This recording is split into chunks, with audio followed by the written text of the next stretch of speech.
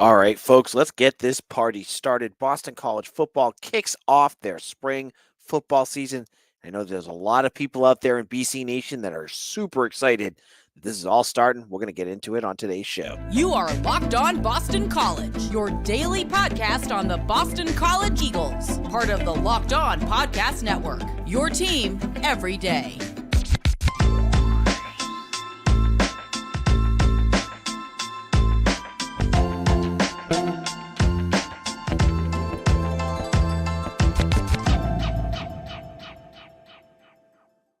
Hello, Eagles Nation. This is Locked On Boston College. I am your host, AJ Black. I'm the editor and publisher of 247 Sports Eagle Insider. Please check out my work over there.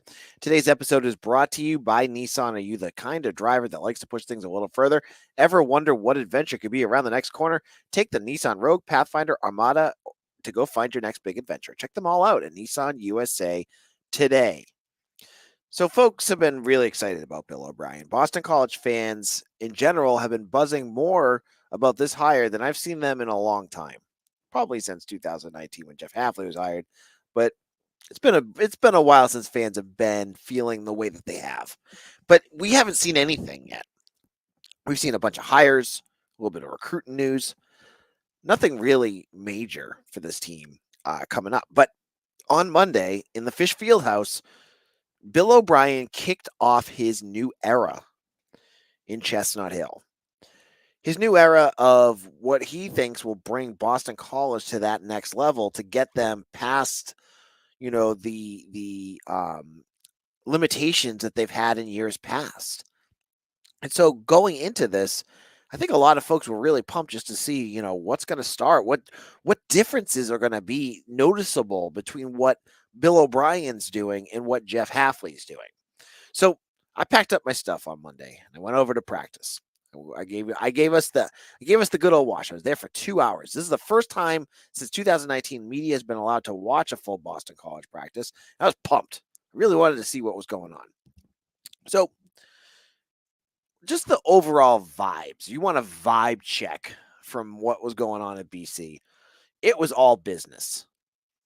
Like they were like a fine-tuned machine. And I give credit to the staff. Like they had the players first practice with the new staff that just kind of got there, knowing exactly what they needed to do and doing it efficiently for 2 hours straight. Like they did 8 sessions and they were just bouncing between here and there. And so that piece was good. There was, music playing. No more Bruce Springsteen for all you folks that like that. That was Jeff Hafley's favorite. I didn't hear any of that. Lots of hip hop. They had a lot of Lil Wayne and some really a good blend. I saw some country music in there, some classic rock, but they were just working. They were busy working, and gone were the guy. They had a coach before that would yell things on the intercom. They don't do that anymore. And Bill O'Brien, the new head coach, he patrolled. He watched. He was kind of like. He was kind of like the instructor that was in charge of everything, right? There was different stations going on, and he would go to watch what the tight ends were working on and kind of give his feedback. Then he'd go over to where, Thomas Castellanos was working, check out what he was doing and do some fine tweaking there. So that's what Bill O'Brien was doing. He was just pretty chill. I didn't see a lot of yelling. I know he's got that teapot reputation. Nothing yet. It's first practice. It's chill, right? Got to also see a lot of the other coaches there. Tim Lewis, who I have the picture here. I made the worst picture and probably I set him up to be memed, and I apologize to Tim Lewis. If you're not on YouTube, you need to go check it out. He was standing right next to me, and I was like trying to get a couple pictures, but there was a lot of things going on, and this was the best shot I have, and already people are making memes out of it. But I asked Bill O'Brien about Tim Lewis because I think a lot of us were like, who is this guy? What did he, he's not connected to Bill O'Brien. He doesn't connect with a lot of the things you were looking at. Why is he the guy that they picked? So I asked him at the press conference. I said, hey, Bill, why him? And he said it's because a lot of people close to him know Tim Lewis and spoke so highly of him. He thinks he's going to make a big impact on that group. So saw him out there. He was more animated than a lot of the other coaches. He's an older guy. He's probably the oldest guy on the staff. Actually, he's definitely the oldest guy on the staff. And he was just roaming and doing a lot of work with the line and the defensive line and doing things there. The other coordinator that was there, and I also got to watch him do a little work, was Will Long, who's in the picture right here. He's working with Kamari Morales, the new UNC transfer tight end, who is a big boy. BC's always had these tight ends that are always like, I go back to Trey Berry, and he was like 6'8". He was huge. And they brought in Takis. He was a big dude too. Morales is big, but he's a thick boy. He's big. And there he is. He's working with Will Long on some drills and doing things there. Will had these like pads over his arms, and he was like doing hand work with them on that. So there was a little bit of that as well. You saw the positional coaches all there. Jeff Commission, I saw him. I was watching him working with the defensive line. He's a big guy. I don't know his playing. I don't know his playing history, but he looks like he would have been there.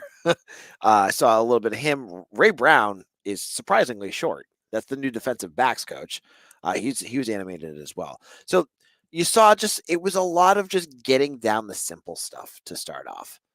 And that was good. I got to watch, and I'm going to tell you, I watched the quarterbacks. I wanted to see who the quarterbacks look like. So, Emmett Morehead's gone. He's not there anymore.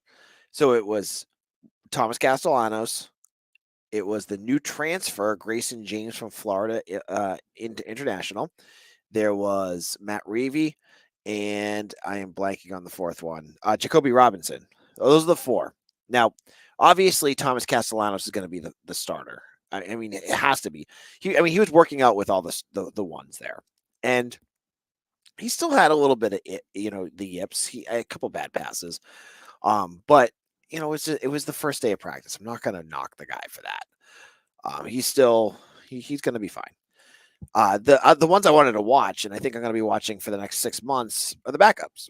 Because if an injury happens, they're going to be the guys thrown out there. It's Grayson James. To me, it's probably Grayson James and Jacoby Robinson. A lot of folks are very high on Jacoby Robinson, and I have to say he looked more self-assured of himself. He looked confident. Yeah, he looked confident in what he was doing. Still, he missed a few passes. Grayson James missed quite a few passes, but again, it's his first practice. Guys are either nervous or just getting used to the system. But I wanted to watch. I wanted to see what they look like. Grayson James is a big dude. Jacoby Robinson is a big dude. Matt Reevy is pretty big too. You just getting to watch practice and actually get to watch it. It emphasizes how small Thomas Castellanos is. He looks like a runt out there, but that's his style. I mean, it reminds me of Doug Flutie, right? Doug Flutie was tiny too. But it was good to watch them. Good to see what they were doing. And in a moment, I want to get into some of the other players that I noticed, including one wide receiver who I could not believe what I saw out of him. You're going to want to hear what I had to say about that in just a moment.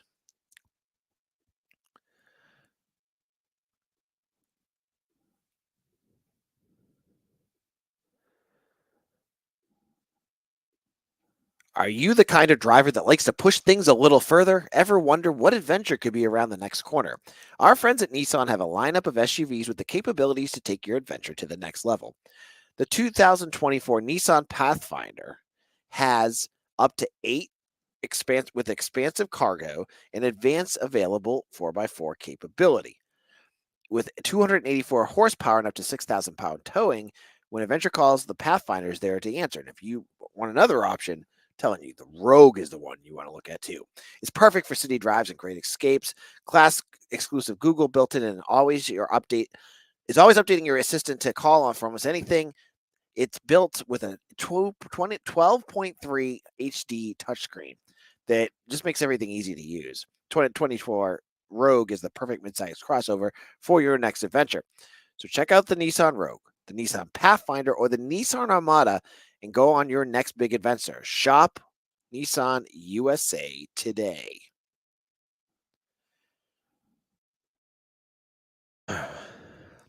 This is Locked On Boston College, AJ Black. And again, I was at practice today.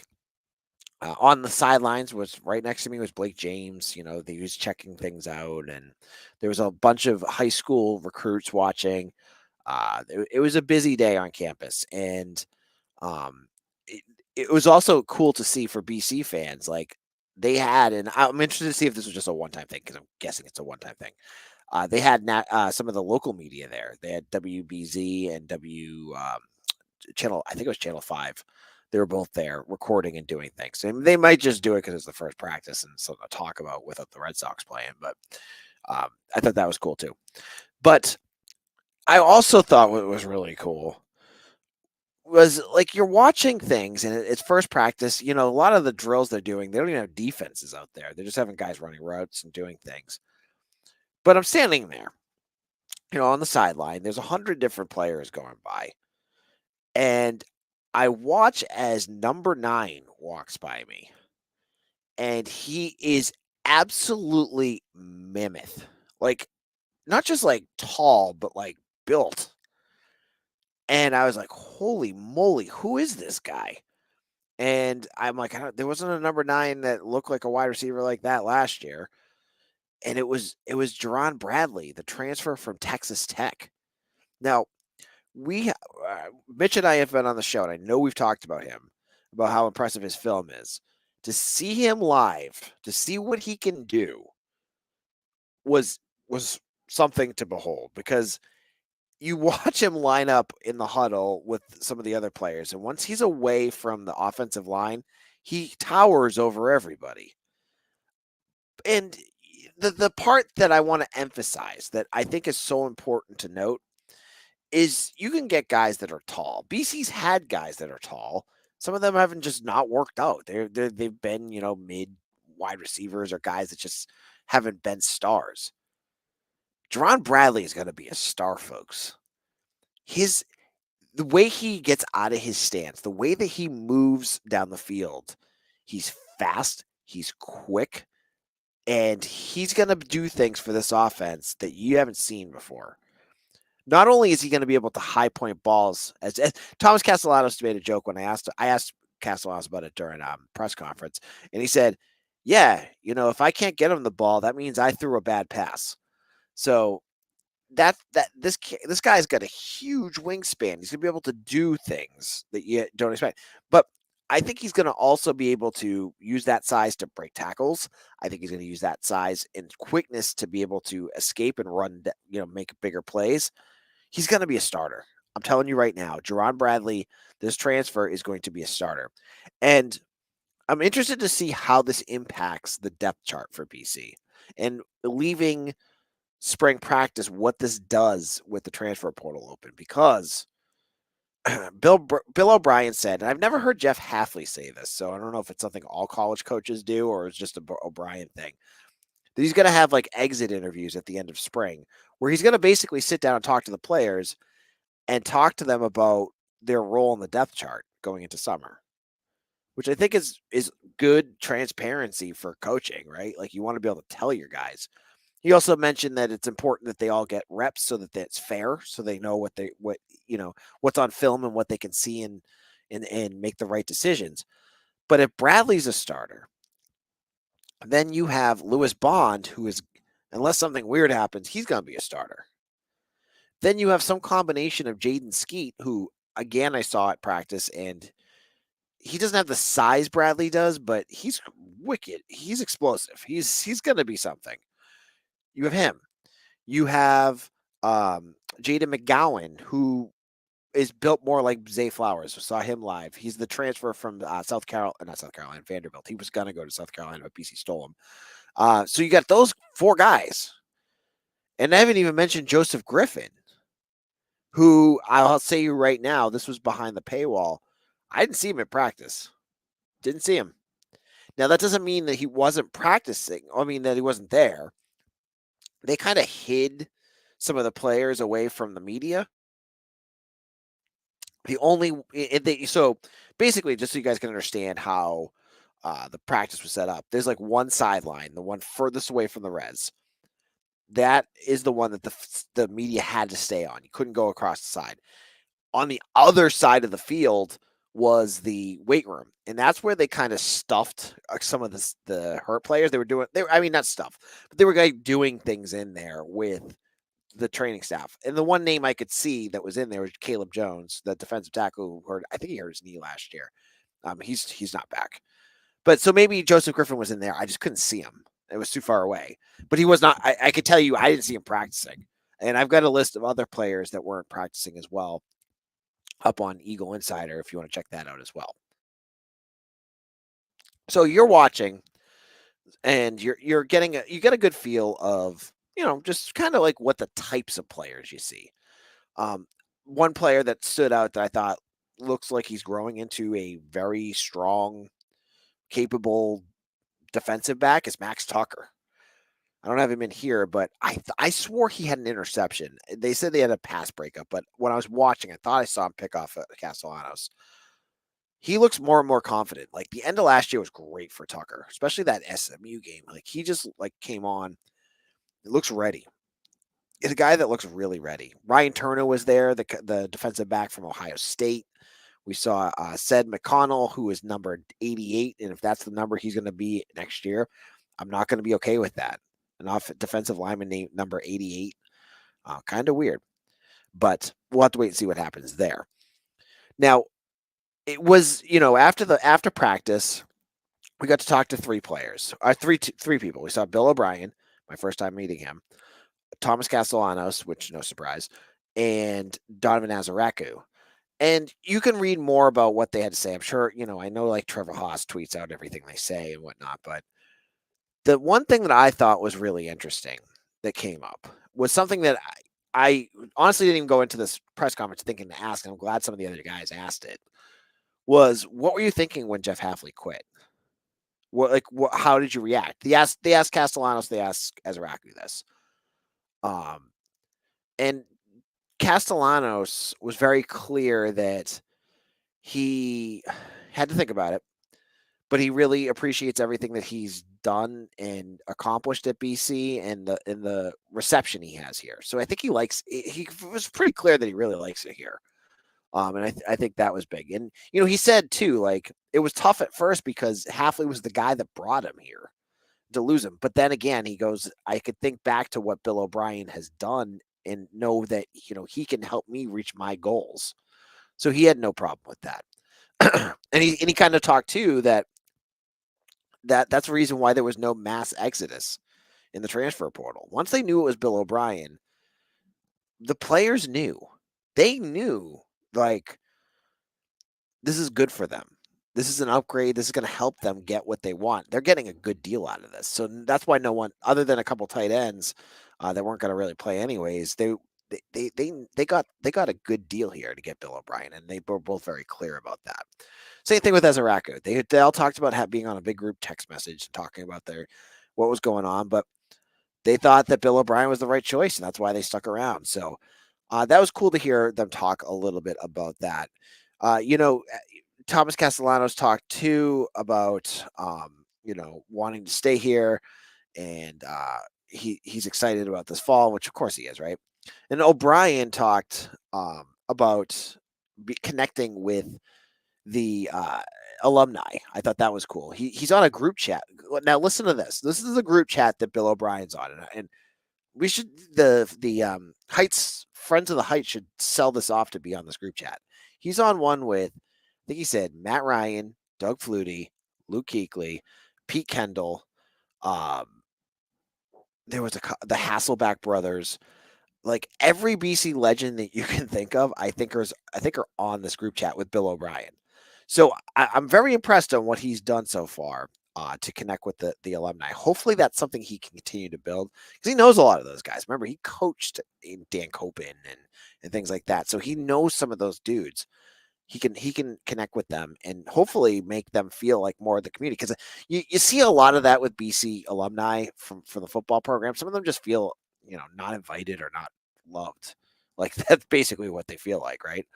Now in our final segment, even more good football news.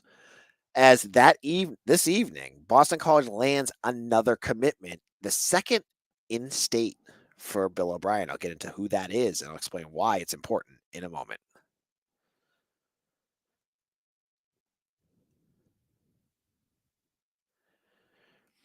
Basketball is here, but you can say goodbye to your busted brackets because FanDuel lets you bet on every game of the tournament. Whether you're betting on a big upset or a one seed, it's time to go dancing on America's #1 sportsbook. Right now, new customers get $200 in bonus bets if your first $5 bet wins. Now, me, I'm going to look at a lot of these, closely ranked games and find spreads that are just too big because you all know about March Madness. The games are always crazy close, right? So I'm going to see if I can take advantage of that on FanDuel. Maybe you'll do the same thing. But right now, you can get $200 to use on point spreads, money lines. You can even pick who's going to win it all.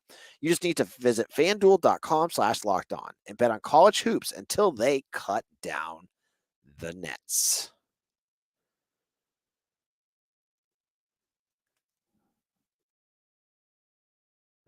This is Locked On Boston College. I am your host, AJ Black. I hope you guys are all having a great day out here. You know who else is having a great day? BC football recruiting. As Bill O'Brien landed a commitment on Monday from Griffin Collins, a athlete from Worcester Academy in Massachusetts. He doesn't have a ranking yet, but he had an offer from Syracuse, and it's the Fran Brown staff, so it's a new one. And Rutgers was starting to poke around. So the local teams were starting to catch on to this kid. And I think this is a good get for Boston College because Griff doesn't have a ranking yet in the state, but I think he'll probably be top 10 before 247 finishes the year. He's an athlete, so he plays a bunch of different positions. Been told it's going to be linebacker, but it could be anything. But I think that's where they're leaning towards. And the bigger deal with Griff Collins, he was on campus today, took one visit, and he told me that's all it took. He went on a tour, he met the staff, and it just blew him away. He said, I didn't even need to wait. I just going to make my decision right now. So he is the second Massachusetts commitment for Bill O'Brien. BC has 3 commitments. One of them is silent. I know who it is, but I can't announce it until the kid does, so I'm not going to blow it. But 2 of these commitments that we know of are from Massachusetts. There is Marcelino Antunes from Catholic Memorial, class of 26, that committed last week, and now Griff Collins. Bill O'Brien has talked about building a wall around Massachusetts. And we heard the same story from Steve Adazio. And as I said a couple of weeks ago, that line of thinking always makes me a little nervous because it sounded very Daz-esque, and I don't want Bill O'Brien to go down that same road. But already he's starting to make moves and to get guys immediately before things have even started to get seriously. I think Collins is going to start to look and help with some of the local guys. Guys like Tommy Rupley or Hardy Watts. There's a bunch of different local guys that I think they're going to try to get next. BC could, in this class, get like 6 or 7 local kids. That would be a nice number. Then you add like 3 from Connecticut, you get 10. You're starting to make your imprint here. I love this get for BC because I think Griff Collins is like a BC guy through and through. I think once he gets on feet on this campus, he's going to be a lot of fun. And he's a linebacker. Right? So BC fans that were tired of Jeff Hafley taking safeties and throwing them at linebacker, this is a linebacker. And so you guys are going to get excited that, he's like the typical linebacker size. I saw someone on my board say he's the same size as Mark, basically the same measurements as Mark Herzlich. I'm not going to call this kid Mark Herzlich because that's very unfair to say, but that's what they got. They got a guy that's a prototypical linebacker. Finally, hallelujah. We'll be back again tomorrow where we're going to talk about the NCAA tournament, the ACC tournament, round 1 matchup between BC and Miami. This is the last of a trios match for this season. We'll get into that. We'll talk more about practice and recruiting and anything going on. You're going to get it here on Locked On BC. Make sure to follow me on Twitter at AJBlack247. If you've not done so already, go over to Eagle Insider right now. 50% off. I had Griff Collins. I knew all about this. We had more practice notes, things I didn't even get to talk about on today's episode. I've got the other visitors. We have, all sorts of recruiting news, baseball analysis, hockey analysis, basketball analysis, football analysis. It's all in one spot, and you can get in for the price of a cup of coffee. It's like $3, 3 and some change a month. Join us. It's the best Boston College community out there. I think you'll enjoy all our work. It's a great opportunity. It's a great deal. Get on it before it leaves. Check that out. Thank you all for making Locked On Boston College your daily listen. For all you daily listeners out there, thank you all. Shout yourselves out in the comments because I'd love to thank you personally. If you are, put it down there because I want to say hi. This is AJ Black. I'll see you all again tomorrow for another episode of Locked On Boston College, your team every day.